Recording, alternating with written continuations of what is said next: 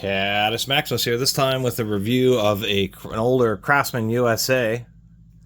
Whatever part number this is, I believe that is a 941991. This is a universal nut driver. This is a cam type, and it's actually interesting because it works differently than some of the other types I've seen. These types of tools are not very common, and the ones that you do find tend to be this style here, where they have a series of concentric sleeves. So when you put in the fastener, it just pushes the sleeve down to the appropriate size. I've only ever found these in fractional or SAE sizes, never metric. These concentric sleeve style tend to actually be a little bit stronger because they're still just a full hex. But the issue occurs with these is when you get them a little bit off center, it'll still grip enough to try to turn the fastener. Then if it slips, it can damage the sleeves and they get stuck. Collars tend to be large.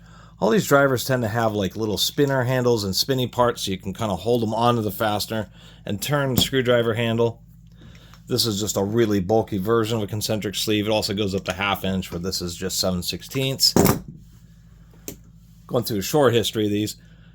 This is Stanley's Hexomatic. This was made during their infamous 100 plus, or I shouldn't say infamous, famous 100 plus series. The 100 pluses with the boron alloy steel screwdrivers were some of the best Stanley ever made. This was their style, and so their idea here is they had some floating pawls in there. I'm sorry, not pawls, these are teeth, but they're just kind of floating in there, and so it really relied on the friction. This also has like a little spinner collar, so the idea with this is that you would push it onto the fastener, use the collar to kind of maintain tension, and then you can unscrew or screw the fastener. And somebody had either commented on the video or read it in the forums. I keep on forgetting. But the problem with like this Stanley style is the fact that if you put a bunch of torque on it, these teeth can get all bent and contorted. Digging around some junk screwdrivers in the junk screwdriver bin, I just saw this handle and thought, oh, that's an old punished screwdriver. And I saw the front end and I said, oh, that's for driving some strange looking screws. Craftsman decided to take yet another approach. This is a stamped sheet metal cup. They have like these little tabs that they press in to hold this toothed portion, or I guess cap. It also has a little spinning on it.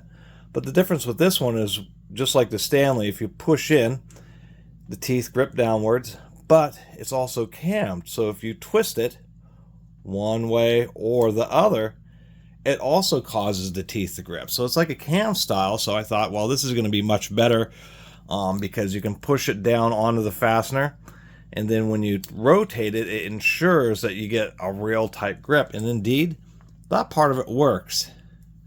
The issue, and you can see where there's a little bit of inconsistency where the teeth are closing. And I did that, testing it out. You can see there's like a big gap with the tooth right there.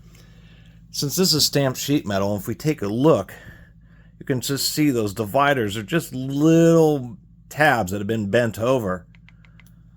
Put a lot of force on this thing. The teeth are pushed sideways, and it was actually causing those tabs to want to bend upwards because so much force was being put on the side of it, trying just to break a little 10mm.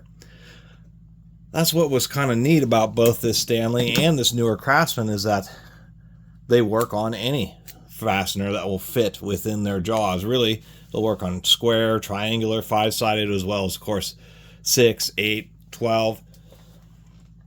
Just because some of the teeth will kind of grip, it'll work better on, of course, 6 and 12s and things like that. Teeth do have a little flap, but the deal is that these are really kind of light duty, more for like electronics, maybe some electricians, you know, when you're doing those little 5/16 hex screws for grounding. If you do electrical repair, a lot of times they're little grounding, you know, a bunch of tiny nuts.